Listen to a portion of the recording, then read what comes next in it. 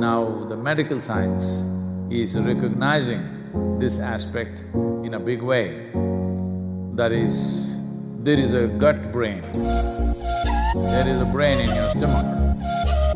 Nearly 100,000 neurons are invested from esophagus down to the colon along the alimentary canal.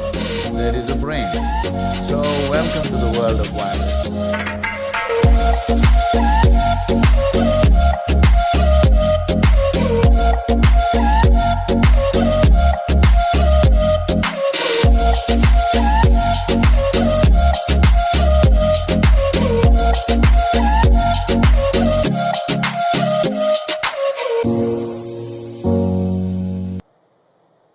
The neurological system that we have, the way it is made, it is spread across the body. But there's one big knot up here. I'm calling it a knot because most people experience it as a knot. They're not able to figure out. I always admired when I was growing up, my sisters and my mother, later on many other ladies that I have seen,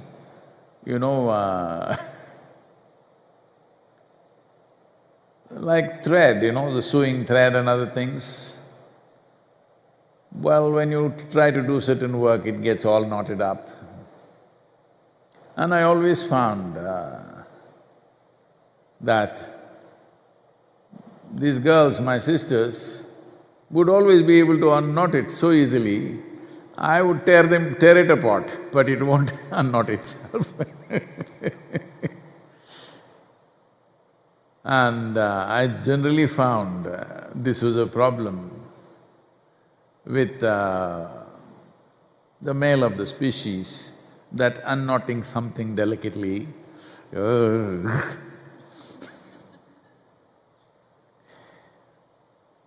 So I many times paid attention to this and well, one thing is they have more nails, maybe that is one advantage. But another thing is, I think generally, at least in the Indian society, or I think everywhere in the world, maybe things are changing now, the very nature of life was such that women always had to pay attention to little detail of life. Otherwise, the feminine won't flourish. So, they paid attention to these little details. Because of that, they could unknot things. But I'm not saying they are great about unknotting the knot of their mind, no. But usually, they don't knot up in their head.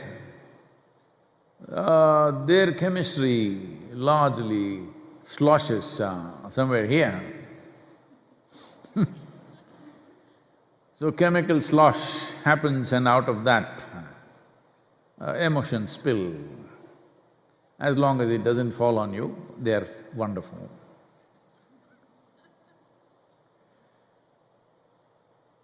So what is this thing about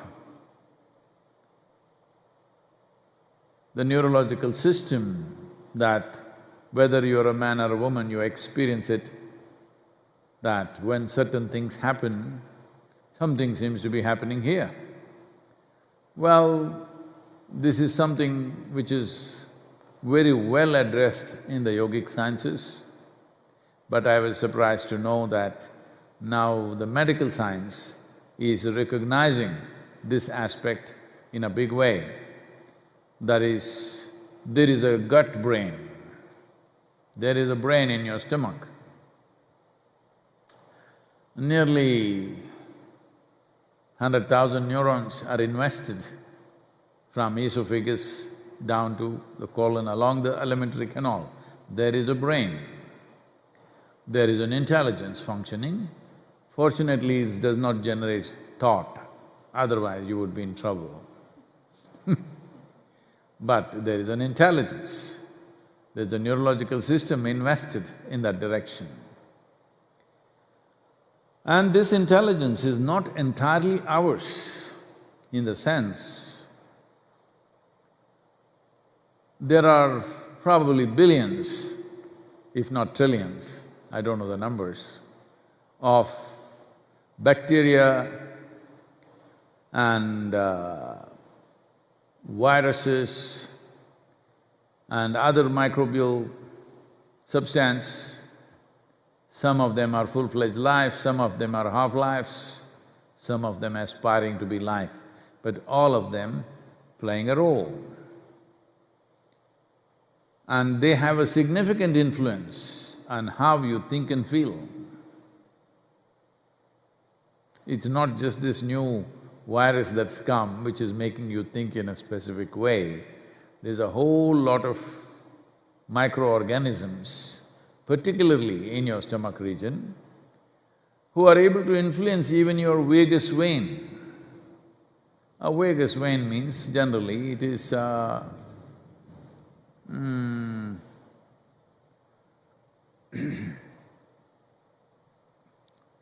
in the yogic sense, we are talking about this as a sacred vein. But the medical science calls it a vagabond because it is all over the place and for a long time they did not realize what is its purpose. So if somebody goes all around without any perceived sense of purpose, then we say he is a vagabond. So in that sense, they said it's a vagabond or a vagus vein. In yoga, this vein is seen as a sacred part of your body because if you have a certain pleasant influence upon the vagus, it determines how your experience is, your mood. I don't like to use this word, but this is the term. Your mood modulations are managed. Your neuroplasticity or your ability to shift and change according to situations or at different times of your life according to the requirement of your life is enormously enhanced if your vagus is well influenced. Now there is evidence to show that more than you, the microbes can influence the functioning of the vagus vein. That means the microbes in your stomach can decide whether you're happy or unhappy. So, welcome to the world of virus, because microorganisms have played such a significant role in who we are, both in terms of our physiological evolution over these millions of years and who you are as a person right now. So now especially, when your psychological endurance is going down because nearly 4 months of inactivity, uncertainty of what is going to be tomorrow or what is going to be the next year, not knowing what is 2021 what to plan, what to do, whether my business will be there or not, my job will be there or not, or the bigger question, whether I will be there or not. With all these uncertainties, maintaining a pleasant way of existence becomes a challenge. So suddenly you're not going to become absolutely like that, enlightened and fine, no matter what. If I have to die tomorrow, still I'm fine. Well, that is not the status of most human minds. So what is it that one can do? What is the small things that everybody can do? The important thing is to keep the gut in a complex condition. That means The microbial condition must be a real cocktail of life within you. That means, one thing is you should not be drinking any of the popular disinfectants, because you should not disinfect your body. Hands, okay. That is because you may touch something where there is this particular virus. First of all, our attitude towards this virus also needs to change. We must understand viruses are not our enemies. This virus was living well, we don't know for how many million years on this planet. It had its customers, pangolins and bats and whatever. Well, we can explain it in many ways, we can propound various conspiracies, but one important thing is, I'm not saying I'm talking about the social nature of the virus, not the scientific aspect of it. See, suppose, let's say you're living on an island and your island starts shrinking in size. Then you naturally want to find another island or another place. If you find mainland, that's fantastic. Naturally you will look. For example, here we're in United States right now. Well, 300 years ago, nobody knew where this land was. People out there in UK and Europe felt congested. They needed a new land. Why?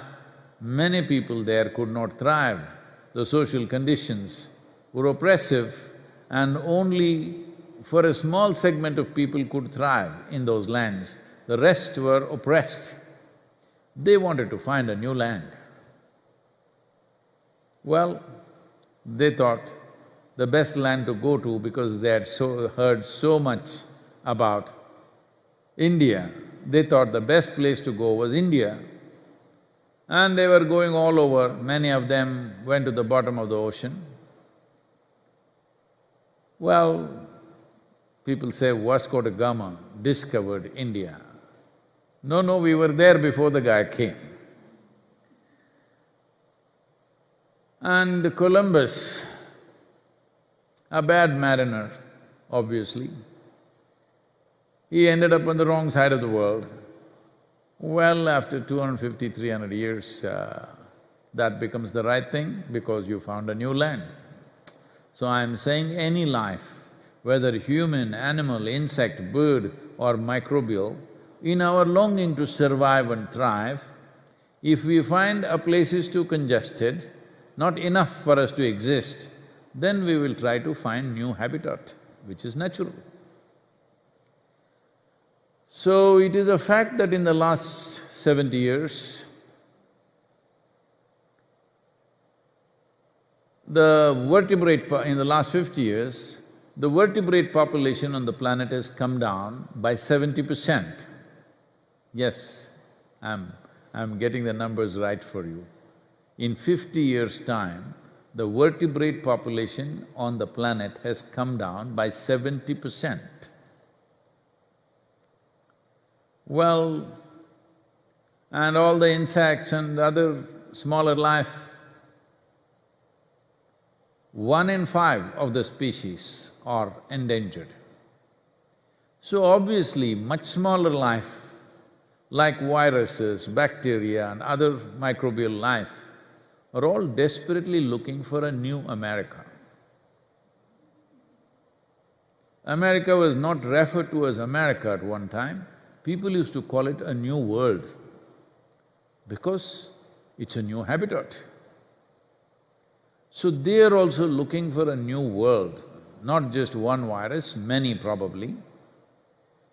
But all of them may not be competent to make the journey. One of them managed We don't know. Some people have all kinds of theories as to how they manage this. Nobody is certain. Nothing that is being said about this virus is being said with any certainty. After nearly 4-5 months, we still are in the same square one. We still do not know much about it. We are going on saying new things about it, but we do not know what to do about it. What it does in our body also we are not sure. Initially we thought it's just a respiratory infection. Now we know it has neurological complications, it has pulmonary complications, it has various levels of impacts on people, not only in terms of fatality, also in terms of damage to the body is happening at all levels. So we still don't know a thing about it actually.